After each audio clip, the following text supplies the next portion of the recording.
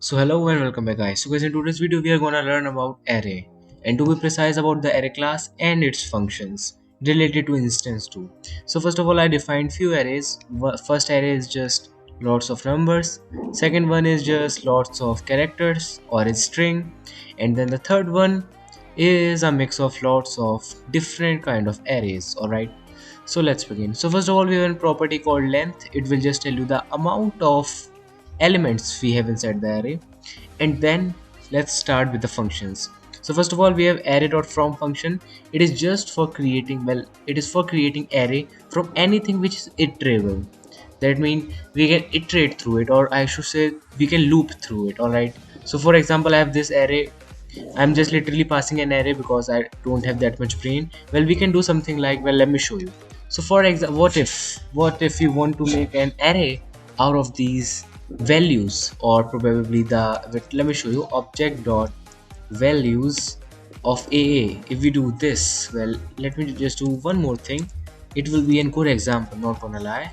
CV object dot entries. Well, I will teach you about object stuff in the next video.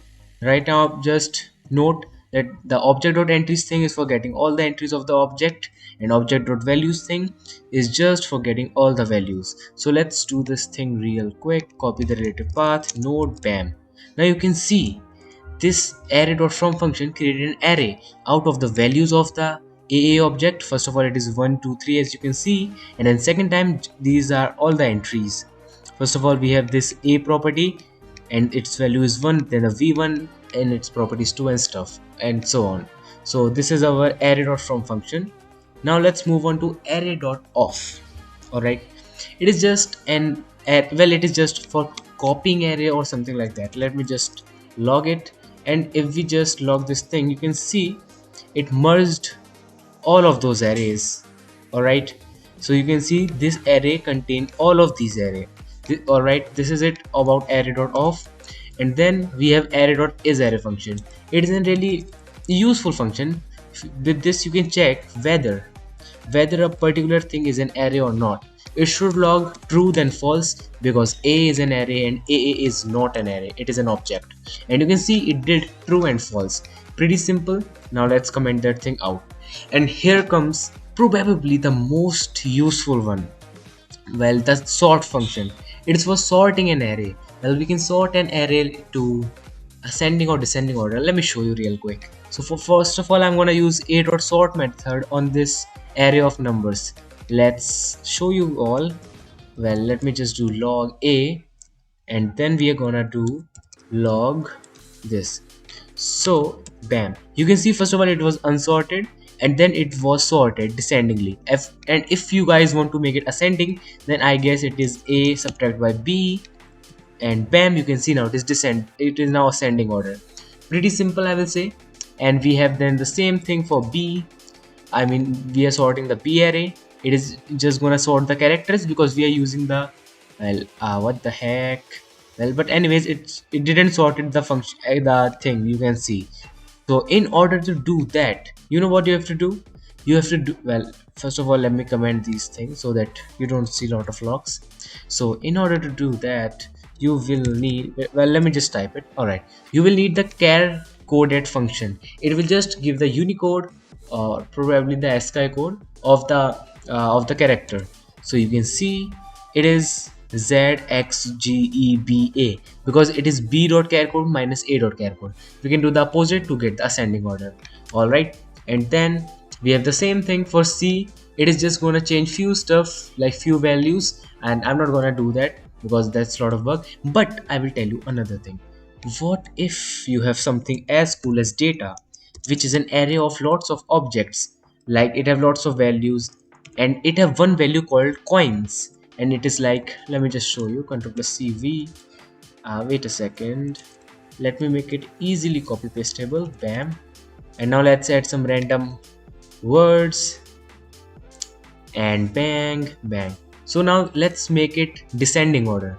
So for that we can just simply do, let me show you all. Let me add the log thing, and then we will do data dot sort, oh shoot, dot sort And then first of all we will get this thing, value is equals to value dot, wait, we have to take two arguments, a comma b, and then we are gonna do, we are getting the descending order, so we will do b dot coins minus a dot coins. So what we are doing here is we are just gonna get the whatever the quantity, well sorry, whatever the property we want, and then we are gonna check them. Well, you know what I'm saying, right? You know, right? So you can see it did arrange them in descending order. Pretty simple. Well, let me test what happens if I do plus. Alright, then it makes them in ascending order, and in past it was descending order. Pretty simple, I guess. Let's just comment this thing out. And here comes array dot at function. Alright, and by the way guys, by the way, all of these methods below are instance methods, like you can use them on variable which are arrays. Alright, so let's do it real quick. So first of all, let's do log a dot at 1. What will it do? It will just return whatever the thing is at the one index is this, and by the way guys, index starts from 0. And but why do that much stuff when you can simply do a simple thing, just add these brackets and type the index here. Now it will log, and by the way, no need of this dot, and then it will log the same thing. Alright, pretty simple, I will say. And then wait a second, alright, and now here comes the b dot entries. Well, it is array dot entries. It is just gonna give all the entries like in, well, let me just show you instead of babbling a lot of shit. So bam, you can see it gave us an object iterator. Well, iterator is, you might remember from my symbol video where we do next to get all of the iterations, or we can just do this, we can just add an array and three dots or separator, and bam, we got the array. This array includes arrays, and each array's first item is the key or index, and second one is the value. Pretty simple. Probably you might need it if you want to loop through each and every key, or instead, well, I will just tell you one. Well, I will, let me tell you right now. Well, no, let's go along that rhythm.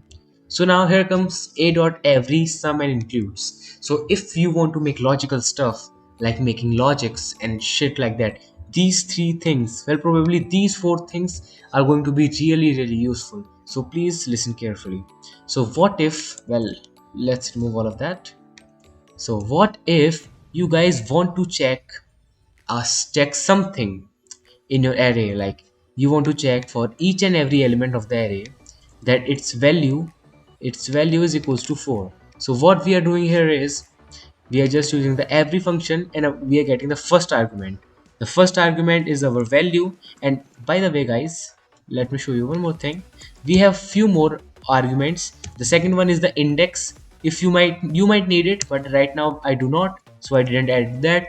And then here we are checking whether the thing is equals to 4 or not. But to make it bit better, let's do if value mod 2 is equals to 0. That means if the value, all of the values are even, let's just log it out. Bam, now you can, it should be false because I remember adding some odd values, and bam, it is false. But what if I make all of these things even? Let me do it real quick.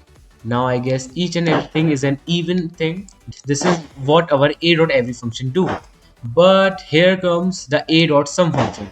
What if you want to check if at least a single element is showing that property? So if we do value is equals to 4 for the b array, well, b array is this character one, it have k, as you can see it have the k thing. So if I do b dot sum and value is equals to k, then it will log true because at least one thing's value is k. But if I make it kk, it will log false because there is no element having that value. And if it was every, then it will give false because all elements aren't k. Well, this is just a difference between sum and the every function, and it might come handy to you all. And then comes b dot includes function. It is pretty simple and useful. It is just for checking whether an array contains a particular element. So it is sort of like dot sum function, but in dot sum function you can make conditional logical stuff, whereas in includes function you have to provide the literal value to check whether it exists or not. So you can see the a value exists on b, so it said true, and if it didn't, like aa, then it will say false. Pretty simple, I will say. And then let's comment it. And here comes a dot filter. So it is just for filtering out stuff. let me do real quick. Bam. So now what we are doing here is we are filtering the array and only getting the elements which have value above 4. So you can see it just gave us 10 and 8. And note one more thing, guys. For example, if the array contains objects like the data one, let me do it real quick. Data. So here you can just do value dot coins or whatever the property you want to do. It can go even further like 2.s and stuff like that. All right, let me just show you this thing real quick. So you can see it gave us all of these which have value above 4, and if we make it 40, then it should give only the 72 thing. Pretty simple. Let's move on to a dot find one, then the find index shit and lot more shit. So let me do this. I will just log all of this because I don't want to waste a lot of time in this simple stuff. You know what I'm saying? Let's do it. Bam. So you can see, first of all, we search for a value which value is greater than 4. Alright, so the first element, which is 10, its value is greater than 4. So the find function returned us that element. That's what our find function do. It finds an element which states this condition is true, and then do the damn thing. I mean, then it returns it. Whereas the find index function, it just checks for every element, and if the element gives the true condition for the logical expression we give, then it will return its index. So you can see the 10's index is 0. Pretty simple. Let's just comment the share out, and here comes the find index thing is done. What else? Alright, now we have the index of function. It is bit similar to find index function, but in index of function you have to provide the literal value, whereas in find index you have to provide some sort of expression. So you can see it gave us -1 because d do not exist on our b array. We can just pass k and k exists, so it gave us its index 4. Pretty simple. And yep, let me show you the same thing for this find thing. If the thing is greater than 444, then it will do the same thing. First of all, in the find function it gives undefined, and in find index it gives us -1. Pretty simple. Let's move on to the last index of. It will give us the last index of the thing we are searching. Alright, well, and by the way, let me show you one more thing. In the dot index of function, we can do one more thing. Let me show you. Well, the k thing have index of 4. So if I add comma 4, then you know what will happen? It says 4. But what if I make it 5? Then it will return -1 because the second parameter is like we are changing the starting point to search for. Like normally we checks from the 0 index, alright. But if we are providing some different number like 5, then the function will start to search from the 5th position, and the 5th position will be 0 1 2 3 4 5, this one g1. So afterwards, after g there is no k, but if I add another k, then you can see it will return us 6. So this means if you want to search afterwards a number, then afterwards an index, then just add it here, and if you remove it, it will give us the first one.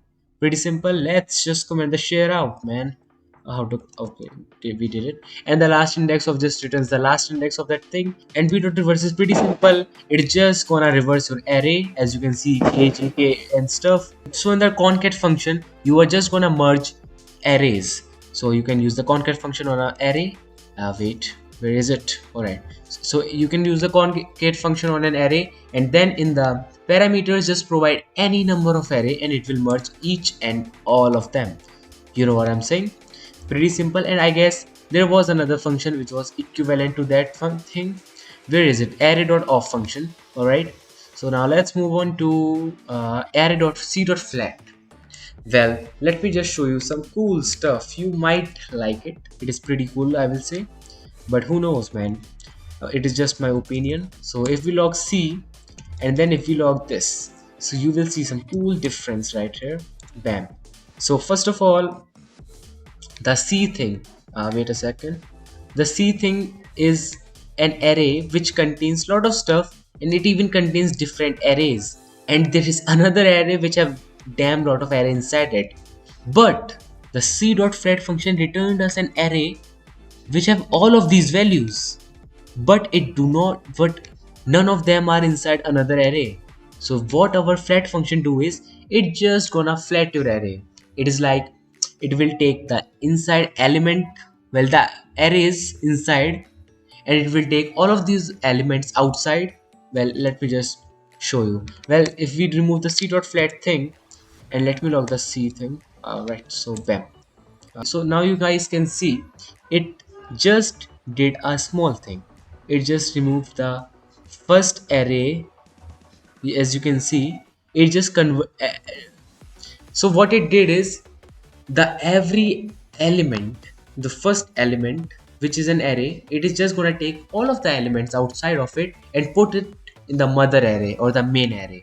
So if you provide each, well, if you do not provide any number, then it will be equivalent to 1. If you provide 2, then it is gonna go 2 layer deep and put all of their element outside. So this is what our flat function do. It is just gonna do a simple thing. Just take the elements of the array which are inside and put them in the outside array or the above array. The dot join function, it is just gonna merge each and every element of the array. Let me show you real quick. Bam. What the heck? Oh, sorry. Why did I did that? So yeah, you can see it just merged all of the elements, and between them it added this thing, and this thing means this string. All right, pretty simple. And then comes the reduce function, and guess what? This function is probably the one of the best function you might find. Let me just log it real quick. Log bam p dot reduce. Probably okay. So you can see in the reduce function we are getting the first container, it is the container, and then c is the next value. So and then we are returning p plus c. So what we are doing here is, we are just taking an string and adding each and every element inside it. If you can see, then it is equivalent to this array a b e z k g k, and it is here too. So the reduce thing, it is just gonna merge each and everything you're gonna provide here into an string. Well, you can do something like this too. Well, probably you can plus and space and then this and this. So now if you see this, bam, it is changed to this. So this is about the reduce function, and the reduce rate is exactly similar, but it is gonna do everything from the right side.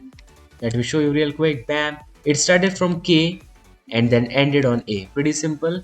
Well, I should say pretty much opposite of that thing. And it is kind of like, first of all we are gonna do b dot reverse, and then we are gonna use the reduce function, but we can directly do reduce right, so why not? And then comes the keys and values function. It is pretty obvious, probably. So what it is gonna do is, it will just return all the keys and the values. Key refers to the indexes, value refers to the elements. So you can see it just returns us the iterator, and we can separate them using the separator. Bam, now it will be array of those stuff. You can see 0 1 2 3 5 6 a b e z k g k and stuff. Let's comment that thing. And now guys, these are some functions which do real stuff to the arrays. All right, and by the way, if I miss some functions, then I'm sorry, I guess. I cannot help that. I'm stupid. But anyways, let me do some quite cool stuff. Bam. So let's start. So now I will show you. So first of all, we have the b, and b is equals to a b e z k g k. All right, this is our array. And then if we use the pop function, so it will remove the last element of our array. Here it is k, so it removed it, as you can see. And then comes the shift function. It is just going to remove the first element, and you can see here it was a, but here it is b because it removed the first one. So that's all about our pop and shift function. Let me comment the damn thing. And here comes the push function. Let me show you guys real quick. So cls, first of all, wait a second. Boom. So first of all, we have this array, as you can see. Then at first we use the dot push function. Dot push function will push a value to our array, and the element will be added at the last. As you can see, it was added here. And then comes the dot unshift function. It is just gonna push the element, but at the damn start, at the top. So this is it. Pretty simple, I guess. Well, I guess. And by the way, you can have you can add multiple objects. All right, and you can add multiple objects in the dot shift thing too, but it totally depends on you guys that how many options you want to add. And then comes the slice and the splice function, and let me show you the damn thing real quick. Well, wait a second. Control plus V. Wait a second. I guess this is quite good. CLS. So node text. So first of all, as you guys can see, we have our normal array. It is equal to the normal one. Then we are gonna slice the elements, and then we are seeing that nothing changed. But when we use the splice function, all right, it is gonna do a bit small amount of stuff. It will just remove some elements. For here we stated 0 comma 2. This means start from 0, that is a, and copy before 2, that is 0 1 2, that is z. So we have to 0 1 2, sorry, the second index refers to e. So we are asking our splice function to remove the elements from 0 to 0 till before 2. All right, this is like copy all the elements which appears before 2 and after or equal to 0. So as you can see, it means 0 and 1, and 0 and 1, that is a and b, are removed from this array. And one more thing guys, the slice function, it is totally similar, trust me, it is totally similar. As you can see, b dot slice, it is going to return that thing a and b. And if we do wait a second, and if we log this splice thing, it will be the same too, it is a and b too. But the splice function is gonna remove all of those elements from our damn array, whatever array we are providing. So this is it. The slice function is just gonna return you the value, and the splice function is gonna return you the value as well as remove those values from the array. Alright guys, I'm back after a few days. I'm sorry if I repeat something. So anyways, if I remember correctly, we were on the copy business function. So let me show you how it works. So first of all, the copy business function, you are supposed to provide three parameters. Well, out of which two are required, I guess. Let me check if two are required or one. Right. So two are required. So the first parameter is the target or the position where you want to paste everything you copied. Okay, so let me show you here real quick. And then the second parameter, this 2, it is the index from where you want to copy the elements. So for example, here we are passing the 0 index. The 0 index refers to this first element, this one, and we are gonna paste all of the stuff coming from the index second, and the index second is this one. So what we are doing here is we are just copying all of this portion. All right, or we are copying this, and then we are creating a new array. All right, so first of all, it will go towards this target, and the target is 0. So the first target is 0. It will just paste all of those stuff, and then now we have 4 elements in our array. But the old array was having 6 elements, so it is just gonna copy the last remaining elements and paste them there. And let me tell you one more thing. What if it was 1? Right? What if our target was the first index instead of the 0? Then it is pretty similar. It will still copy from the second index, and the second index is this. So first of all, it will copy all of that stuff. So well, firstly it will find the target 1. Well, the 0 index is not our target, so it will just paste that thing normally. And then comes the first index, and that is our target, so it will paste all of those elements. And now it has 5 elements in our array, and the real array was of 6 elements, so it will just copy paste the last element. And just for surety, let me copy the relative path and paste it, and bam, you can see it is just like I told you all. And just let me test one more thing. Bam.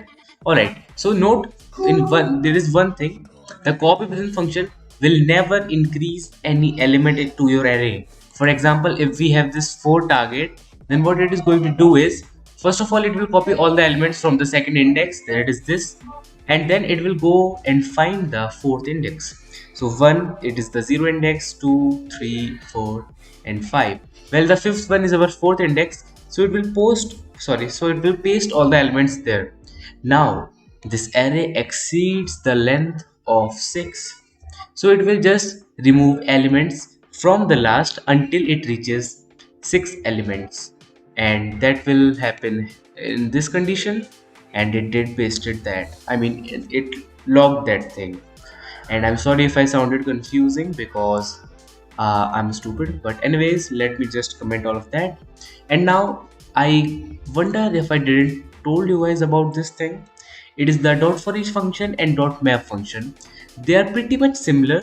They're used to loop through each and every element of an array, but the dot for each function returns nothing, whereas the dot map function returns a new array. And one more thing, each and every element is replaced to a value which is returned in the function.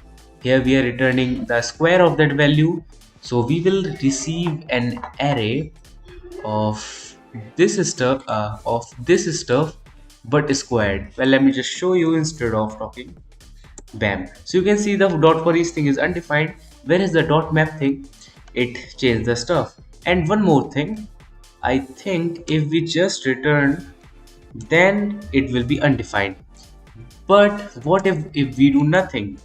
It will still be undefined. So this means the element's value is going to change to whatever is returned, no matter if you are returning or not. Alright, but anyways, let's just comment that thing. I pretty much think we are done with the array.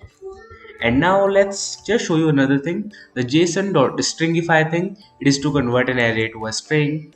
You might need it, but well, anyways, I just told you guys. So thanks a lot for watching. If you want any more video or any stuff, just tell me. Next video probably will be on object or probably on some Discord bot and shit. And thanks a lot for watching. Bye.